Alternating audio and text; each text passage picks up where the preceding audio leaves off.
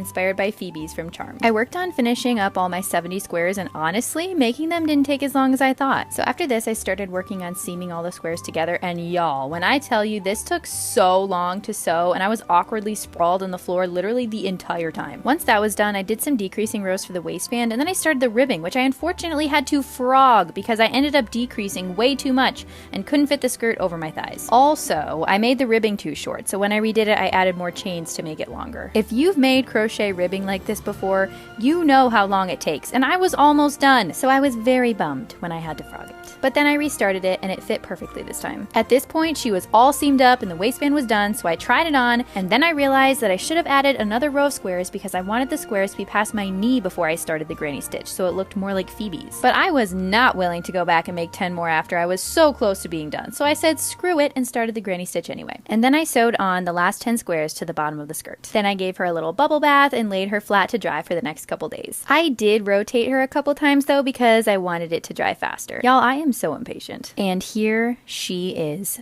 A complete stunner. I wore her to the grocery store the other day and somebody complimented it and I was so proud. I will have to go back and crochet an elastic in the waistband though because she's already stretching out too much. And I now have a full beginner-friendly tutorial on how to make this skirt on my YouTube channel. Let me know in the comments what you'd like to see me recreate next.